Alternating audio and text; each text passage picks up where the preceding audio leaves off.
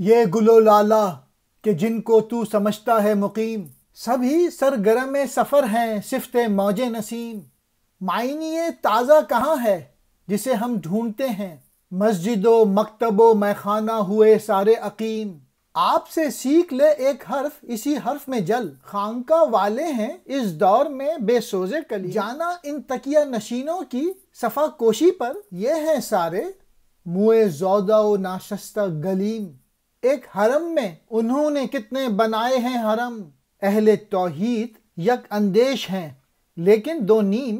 ذوق ہنگامہ گیا بزم سے مشکل یہ نہیں، ہاں یہ مشکل ہے کہ اب سارے ہیں بے نقل و ندیم۔ 26ویں نظم ہے جاوید نامے کی، یہاں زندہ رود یعنی علامہ اقبال ایک غزل سناتے ہیں، اور یہ آج سے تقریباً 90 سال پہلے شعر کہے تھے، اور آج بھی وہی حال ہے کہ وہی ملا اب پولیٹیکل جماعتیں بنا لی ہیں انہوں نے، اور آپس میں گروہوں میں بانٹ کے رکھ دیا ہے ملت کے لوگوں کو۔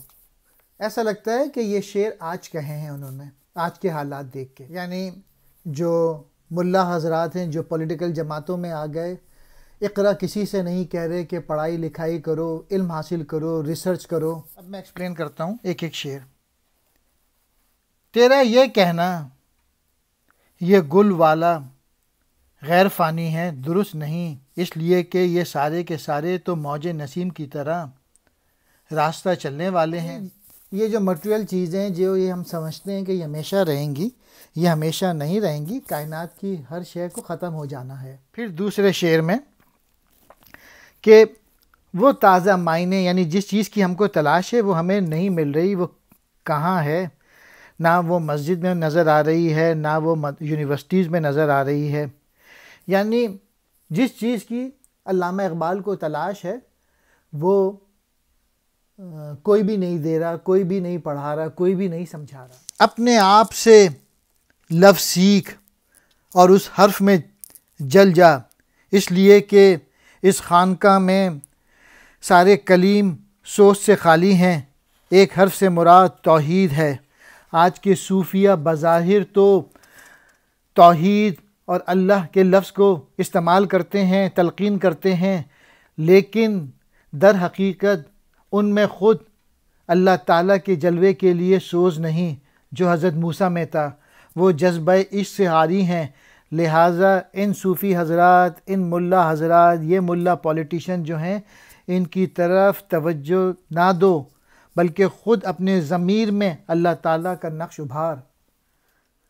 تو ان تکیہ نشینوں، نام نہاد درویشوں، اور جو یہ ملا حضرات جو کہ پولیٹکس میں آ گئے ہیں، ان کی پاک باطنی کے بارے میں کچھ نہ کہے، ان کے بال الجھے ہوئے ہیں اور ان کی گدڑی ناصاف ہے، گویا اپنے مریدوں کو، اپنے فالوورز کو فریب دینے کی خاطر انہوں نے یہ انداز اختیار کر رکھا ہے۔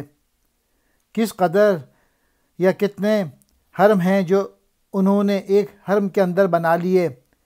اہل توحید کی فکر تو واحد ہے، لیکن عملی طور پہ ٹکڑے ٹکڑے گروہوں میں انہوں نے ملت کو بانٹ دیا ہے۔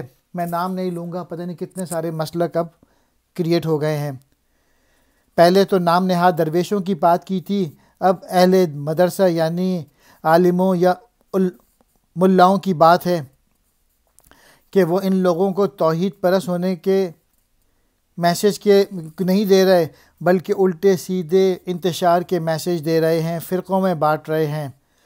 مشکل یہ نہیں ہے، یہ آخری شعر ہے، کہ جو ملت کے لوگ ہیں ان میں جذبہ نہیں ہے، ان میں عشق نہیں ہے، بلکہ مشکل یہ ہے کہ تمام اہل محفل شیرنی اور احباب کے بغیر ہیں۔